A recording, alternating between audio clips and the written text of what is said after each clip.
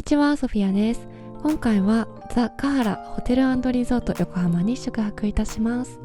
私は今、みなとみらい線の新高島駅地上に出てきたところにおります。カハラまではここから歩いてだいたい 7,8 分ぐらいでしょうか。ずっとまっすぐなんですけれども、ちょっと距離はありますね。みなとみらい駅からもだいたい同じぐらいです。で、歩いて向かっているとですね、アンパンマンミュージアムが左手の方に見えてくるんですが、その奥、今までなかった建物がドーンと2つ立っております。ロゴも入りましたね。ヒルトンが2023年の9月まもなくオープン予定でございます。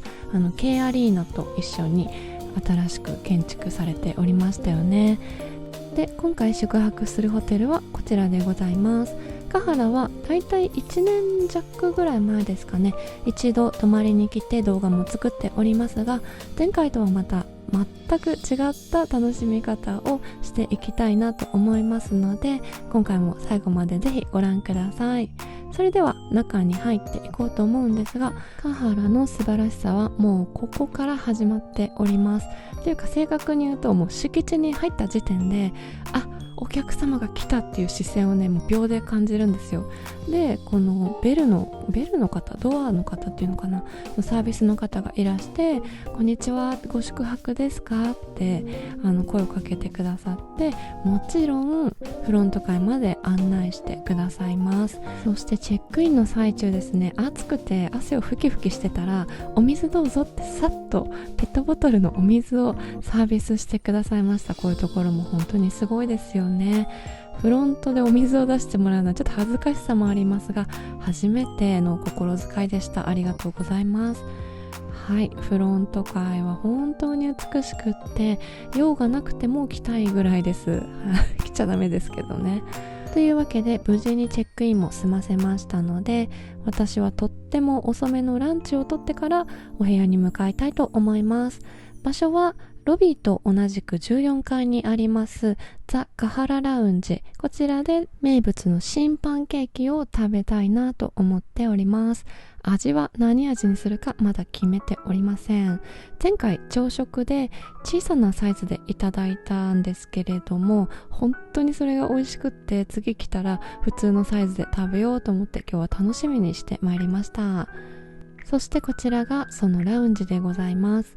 アフタヌーンティーセットは完全予約制ですが、それ以外は席の予約の必要はありません。なので、ちょっと混雑状況によっては待たなければいけないこともあるそうですが、今回は運よくお席のご用意をしてもらいました。肝心のパンケーキはというとですね、今回はオリジナル、一番定番のやつとプロフィットロール仕立て、ピエール・マルコリーニ監修のチョコレートソースがかかったのもあったんですが、はい、こちらマンゴーのパンケーキにいたしました。めちゃくちゃボリューミーでしょ。マンゴーがまさかこんなに、絶対写真よりもね載ってるんですよ。そんなことあると思ってちょっとびっくりしちゃいましたけど、ランチぐらいお腹をちゃんと空かせてこないと全部食べきれないかなというボリュームでした。新パンケーキはその名の通り薄いパンケーキがくるくるっとヨックモックのシガール的な形状に巻いてあるんですが、それがメープルのソースで絡めてあって、マンゴーソースと別に添えてあるクリームをお好みでつけてどうぞという感じで、かなり甘さ濃厚でしっかり味の夏のパンケーキでした。この美しいデザートが運ばれてきた時に思い切ってスタッフさんにちょっと恥ずかしいんですけど写真撮ってもらってもいいでしょうかってね、お願いしてみたんですよ。めちゃくちゃ勇気いったんですけど周り結構人ね満席だったんで、でもね、ちょっと新しいチャレンジで人に撮ってもらった写真をどうにか使えないかっていうね試みをしてみたんですが、なんかもうその恥ずかしさっていうかニヤニヤが顔に出まくってて不採用です。はい私の修行が全然足りませんでした。でもさすがやっぱりホテルのスタッフさんだなと思ったのが、私がお皿を構える前に何枚かね押しててくださったんですよ。だからうつむき加減でちょっと偶然撮れたお写真がいい感じだったのでオープニングに使わせていただきました。ありがとうございます。というわけでお腹もいっぱいになりましたので、そろそろお部屋に向かっていこうかなと思います。客室タイプは前回と同じくザ・カハラグランドのツインのお部屋でございます。何か変化があるか変わった部分があるか、そちらも楽しみに見ていきましょう。廊下部分には静かなハワイアンミュージックが流れていて、こちらも素敵です。それではお部屋の中入っていきましょう。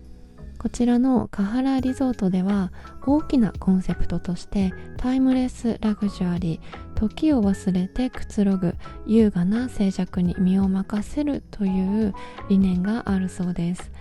豪華な空間であることに間違いはないんですけれども、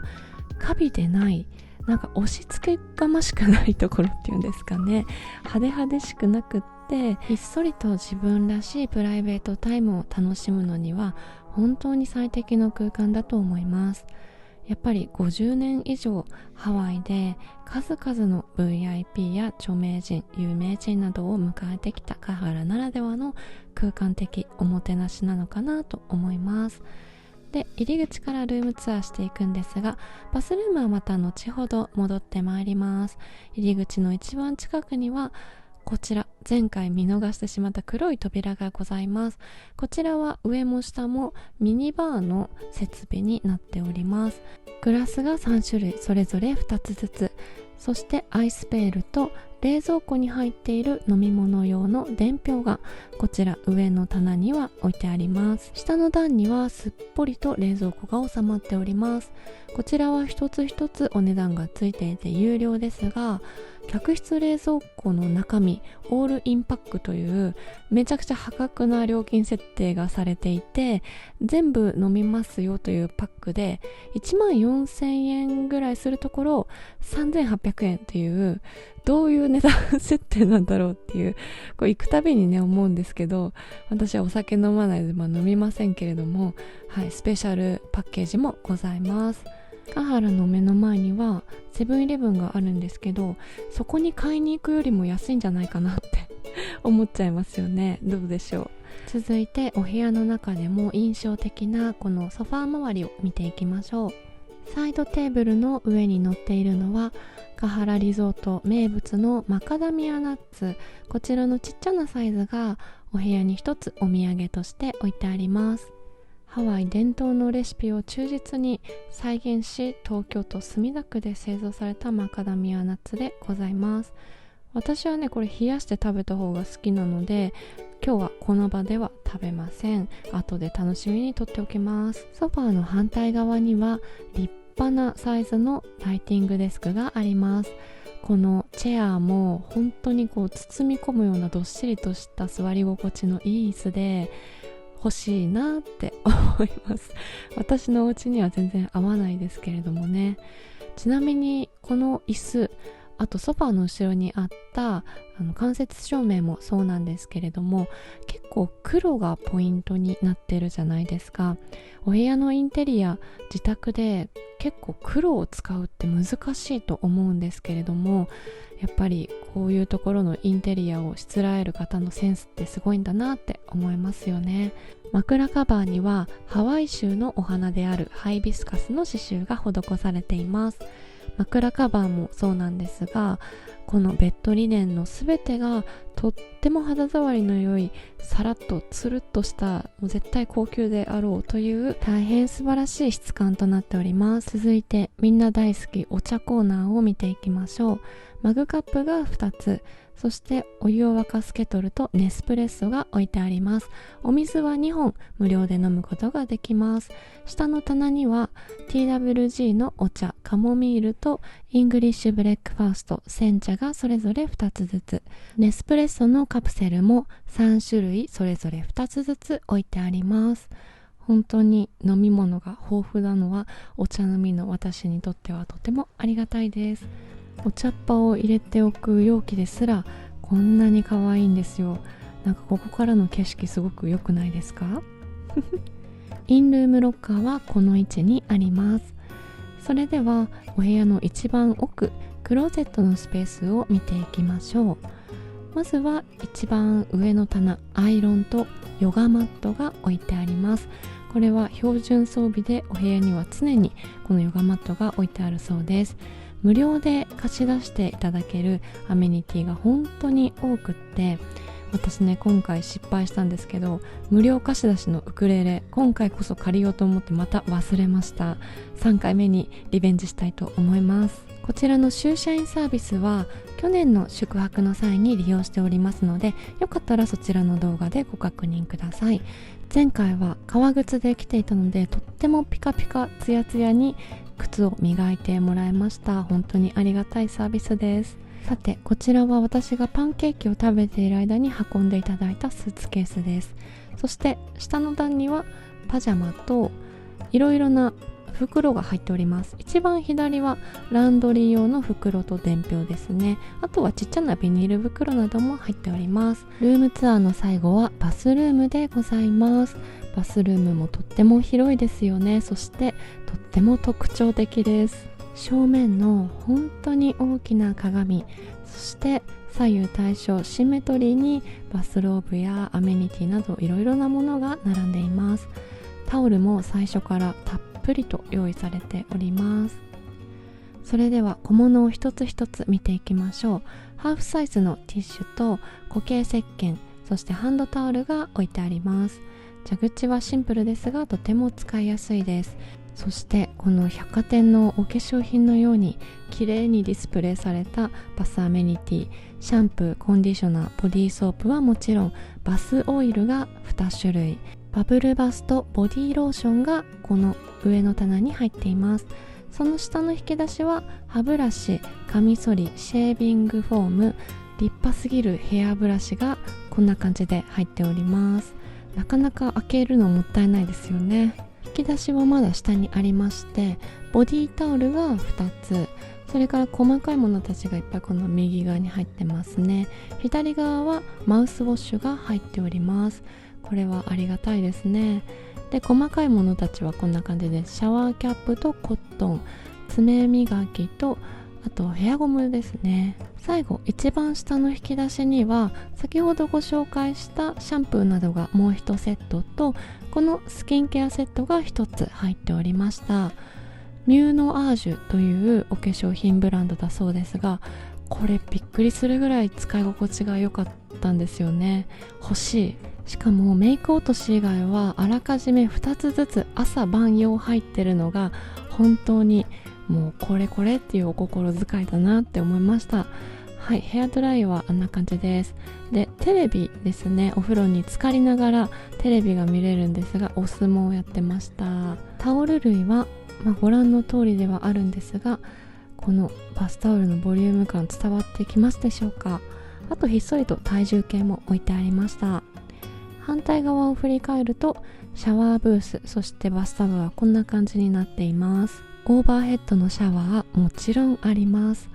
バスルームの天井ですらなんかめちゃくちゃ高いですよね、こうやって見ると。で、シャワーブースからそのままバスタブの方にこうまたいで入れるようになっておりますが、割と滑りやすいのでちゃんと手すりを掴んだ方が良いと思います。バスタブのお隣は透明感のあるお手洗いとなっております。こんにちは。勝手に開くし勝手に流れる、何でもやってくれます。というわけでバスルームの全貌は以上でございますけれども、何回来てもやっぱりこの壁に囲われてないバスタブっていうのはちょっとそわそわしますよね。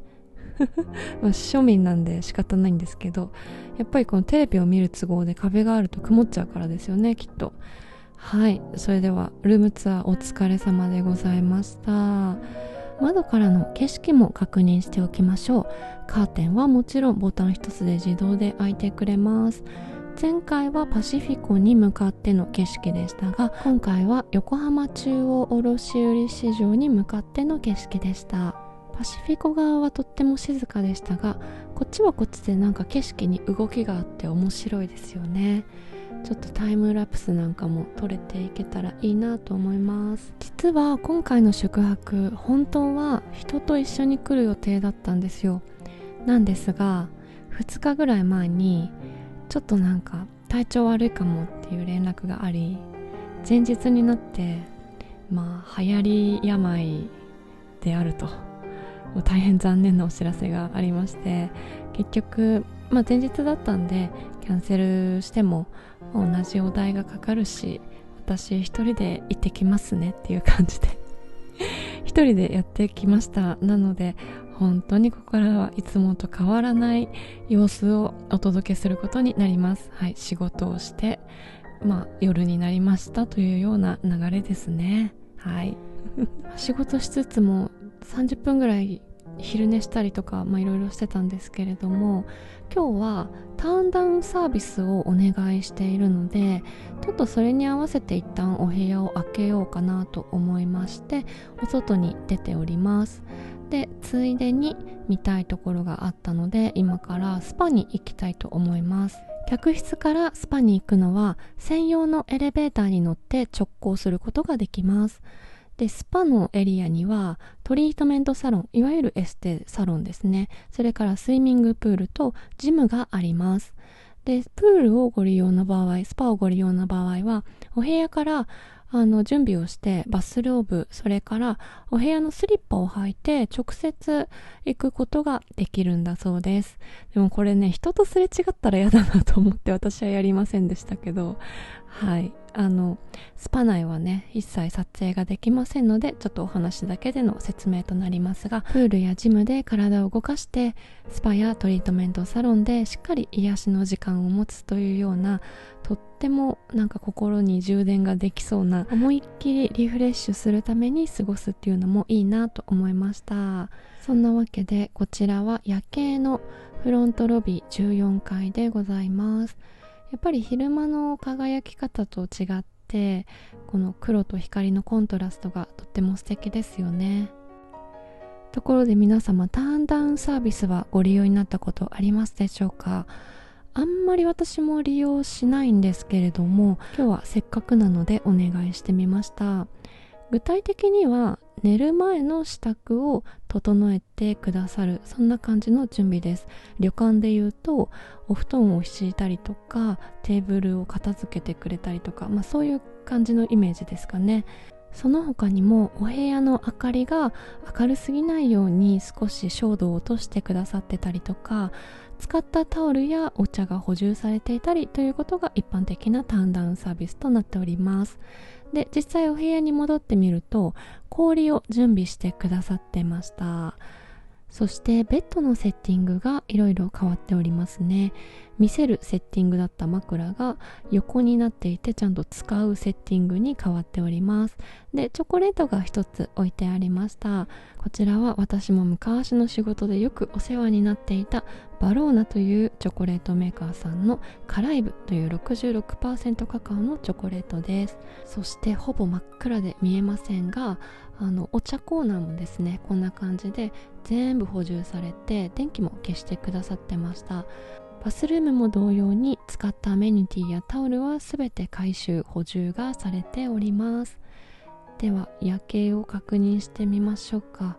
お部屋からはこんな感じの景色が広がっております。夜景なかなか素敵ですよね。そんなに派手な景色ではないですが、海が近いので水面にビルの光や道路の光が反射しててすごく綺麗でした。さあ、こんなに綺麗に寝る支度をしていただいたので、もうこの綺麗なベッドに飛び込んで朝まで寝たいんですが、私はまだまだちょっとやることがありますので、ここでカフェインを摂取しますほんと台無しですよね。デカフェのコーヒーがあったらいいなと思ったんですが、デカフェはなかったので、一番マイルドそうなやつをお湯多めにして飲んでおります。せっかくなんでね、先ほどいただいたチョコレートも食べながらちょっと休憩して、またバシバシ仕事していきたいと思います。ちなみに今日はですね、パンケーキでお腹いっぱいがあんまり解消されず、なんとなくちょうどいいルームサービスとかもなかったんで、夜ご飯は食べずに過ごします。明日の朝めっちゃ食べるってもう決まってるので、夜は控えめにこのターンダウンでいただいたチョコだけにしておきます。ちなみにこのバローナっていうチョコレート屋さんは結構製菓材料でもポピュラーなんで、私もケーキ屋さん時代とか喫茶店でバイトしてた時によく使ってたんですけれども、私が好きなやつは自腹ラクテというミルクチョコレートです。皆様が一番好きなバローナのチョコレートは何でしょうか？よかったらコメントに書いてください。富澤とかよく行く人だったらおなじみだと思うんですけどね、楕円形のタブレットよく売ってますよね。知らない人は全く知らないと思います。はい。イボワールも好きです。甘いチョコが好きなんですよね。あんまり大人の味覚を持ってないので、このマカダミアナッツもミルクが一番好きです。でお部屋に置いてあるのはミルクなんでめっちゃ嬉しいです。はい、こんな感じです。今日は食べませんけれどもね、皆さんに一応ご覧に入れたいと思います。特に前と何か変わってるわけではありません。つぶつぶ状ではなく相変わらず一塊です。はい、では私が仕事しているシーンは面白くないので全カットで、数時間後、もう一回お風呂に入って寝ましょうというところから再スタートでございます。バブルバスってお家でやりにくいので、やっぱり出先に置いてあるとやりたくなりますよね。10代の時とかって多分女子の皆さんはラッシュにはまったりする期間があると思うんですけど、その時にバブルバスめちゃくちゃ憧れませんでしたか？実家に住んでる時に結構勝手にやって嫌がられたりとか、やめてって言われたりされてましたけれども皆様のご家庭はいかがでしたでしょうか？はい、そんな泡風呂の思い出とともにおやすみなさいませ。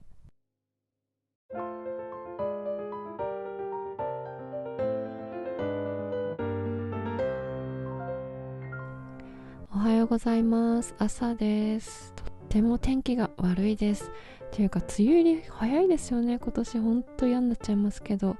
というわけで朝ごはんは日本料理浜にて和朝食浜膳を予約しておりましたので、早速もりもり食べていきたいと思います。今日の見どころはここからかもしれません。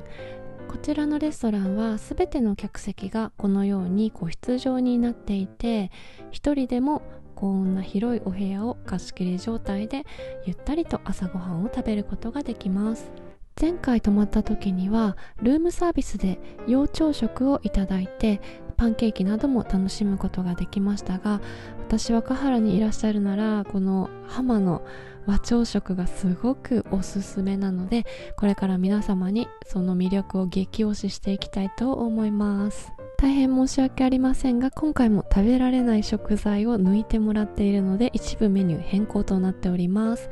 お席に着くとまず運んできてくださるのが朝の浜鍋というお鍋仕立ての一品です。アワビとアサリ、神奈川県産のわかめなどを使ったものが本来のメニューですが、今回は鶏つくねに変更してくださっています。でこちらはですね、3種の飲む野菜といってとっても濃厚な野菜スムージーです。そして左手の木箱には海苔が入ってるんですが、この演出もすごくって、海苔の下にはなんと温めた炭が入っているので、この状態でも海苔をパリッと焼いてくれているんですよ。朝ごはんの焼き海苔一つにこの演出はめちゃくちゃ手が込んでますよね。他で見たことがない、もうすっごい感動的なサービスだなと思いました。でこちらが浜鍋ですね。鶏団子バージョンでございます。以前に来た時は白身魚、確かねタイに変えてくださったこともあるので、多分その変更になる具材はその時々だと思います。それでは他のお料理が来るまでにこの3種の飲む野菜、季節の野菜ジュースを飲んでいきます。私はこの一番最初に手に取ったトマトジュースが一番好きでした。全然臭みがなくって、でも濃厚なトマト味がすごく美味しかったです。あとは緑の野菜と赤い野菜のジュースですね。そんなこんなで揃いました。こちらが浜膳でございます。すごいですよね。これ1人分ですよ。2人いたらどうなっちゃうんでしょうね。いや2人で来たかったなと思いますね。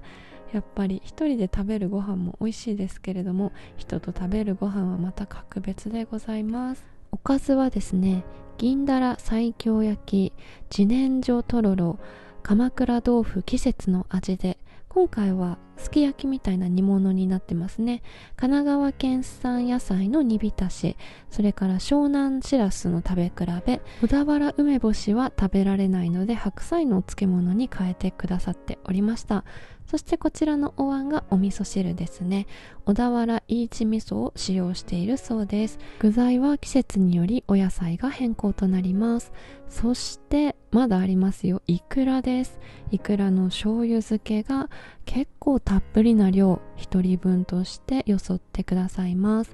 で、奥に見えているのが本日の主役、土鍋炊きの白ご飯です。いや、これね、ほんとすごいから見て。1人分ですよ。絶対2合はあります。私も鍋でご飯炊きますけど、これは2合レベルだと思っておりますが、いかがでしょうか。このお鍋に入っている白ご飯とお味噌汁はおかわり自由となっておりますが、絶対食べきれないですよね、このご飯の量。おかずはね、2合分ぐらいありそうな気はします。はい、お鍋もぐつぐついい感じに煮えてきましたので、冷めないうちにどんどんいただきましょう。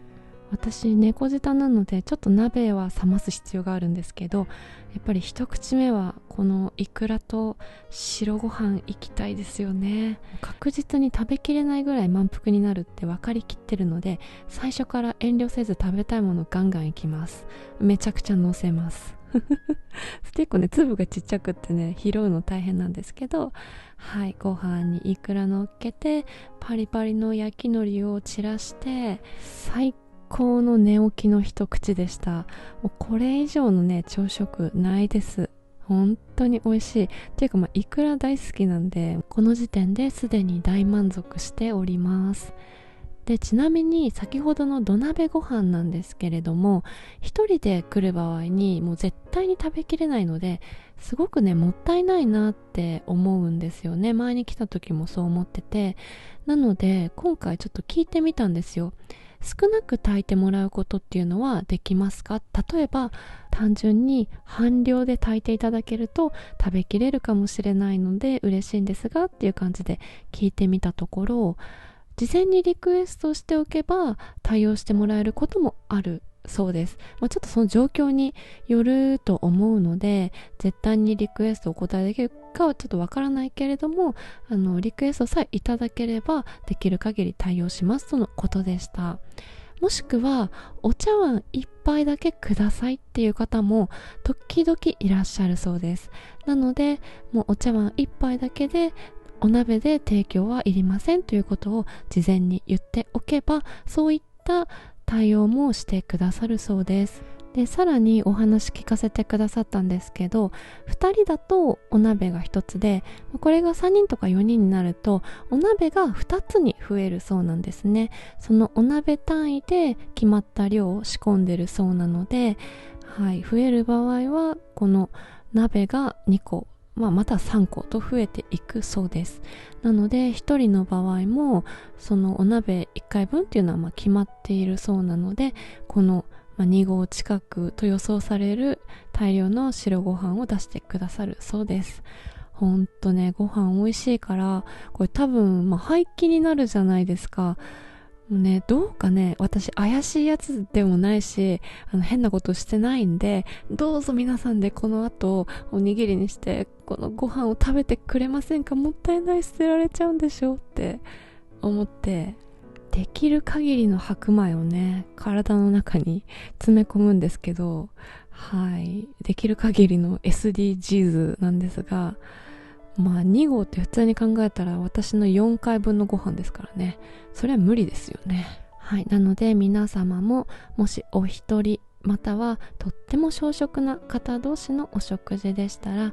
これ必ず事前にね、予約した時とかチェックインの時とか、そういった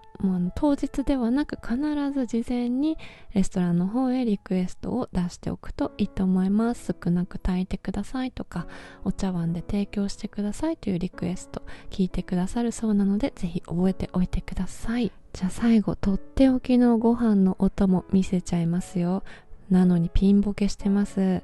この濃い黄身の温泉卵、もう食べなくても美味しいのがわかりますよね。そこにちょっとだけお醤油をかけて、最後まで取っておいた海苔をねパラパラまたして、ご飯に始まりご飯で終わる最高の浜膳でございました。お食事が終わるとちょうどいいタイミングを見計らってデザートを持ってきてくださいます。こちらは食べる甘酒季節の香りといって、とろーっとした米麹のような甘酒デザートです。みりんを使ったシロップがついているので、お好みで甘さを加えていただきますが、そのままでも結構さっぱりとした甘みがついているので、フルーツの甘さと合ってとても美味しいです。はい、というわけで今日もお昼ご飯いらないぐらいたっぷり朝から美味しいものをいただけて、ご機嫌な私でございます。ごちそうさまでした。